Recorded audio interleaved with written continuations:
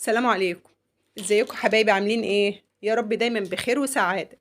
ان شاء الله هنعمله مع بعض العيش الجميل اللي قدام حضراتكم ده. شايفين الجمال؟ بسم الله ما شاء الله. بحبة مية وحبة دقيق العيش طالع معانا في منتهى الجمال. لا زبدة لا زيت لا رايب لا زبادي لا حليب، يعني هو حبة مية وحبة دقيق مطلعين الجمال ده.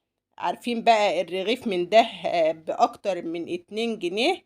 طب وليه؟ بحبة مية وحبة دقيق هتعملي أحلى عيش للفطار وللسحور بالشكل اللي قدام حضراتكم ده.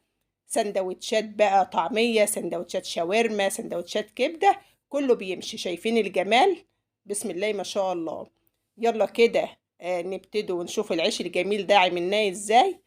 معايا هنا بقى الطبق بتاعنا، هنزل فيه بمعلقة من الخميرة، هنزل كمان بمعلقة كده من السكر، هنزل عليهم كده بكوباية من المية الدافية.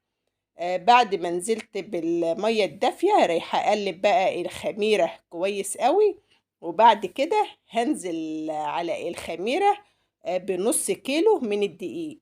هنزل بالدقيق ورايحة أقلب بقى الدقيق مع المية لحد كده المية ما تتشرب الدقيق. بعد كده بقى رايحة أعجن الدقيق بإيديا.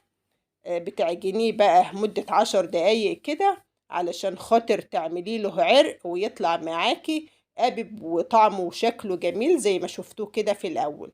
لما العجينة تبقى معاكي بالشكل ده طرية ومش بتلزق.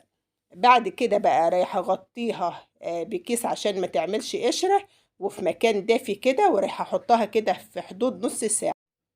بعد بقى حجمه ما تضاعف بالشكل ده، هبدأ بقى أقطعه كده لقطع بالكوباية. الكوباية بقى بتقطع العجينة كده متساوية، أو عاوزة تقطعيها بالسكينة على حسب راحتك انت.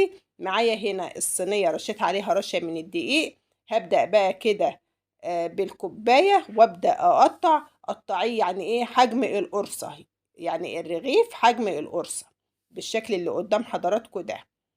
طبعا بعد ما خلصتهم كلك تقطيع بالشكل اللي قدام حضراتكم ده بتغطيهم بقى. شايفين بسم الله ما شاء الله النص كيلو مطلع معايا كمية جميلة قوي من العيش.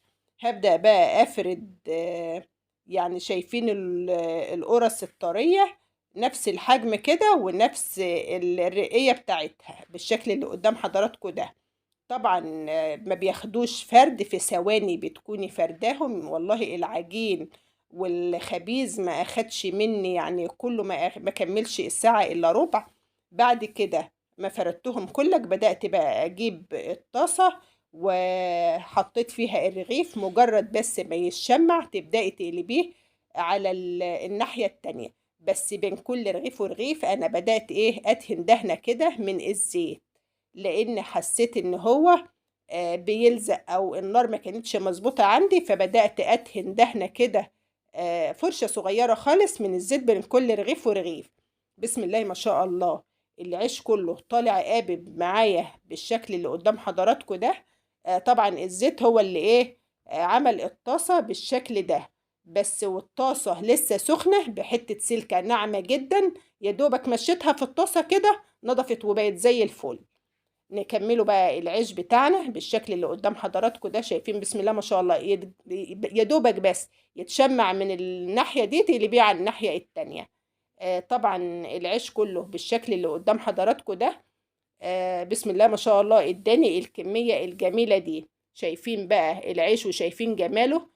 في نص ساعة بتكوني عاملة عيش للسحور وعيش للفطار، ووفري على نفسك كتير قوي. يعني الرغيف من ده بأكتر من 2 جنيه. شايفين الجمال؟ حاجة طرية جدا وطعمه جميل جدا وريحته كانت جميلة جدا. ألف هنا وشفا. حبايبي لو وصلتوا لحد هنا ما تنسوش اللايك، وسلام عليكم.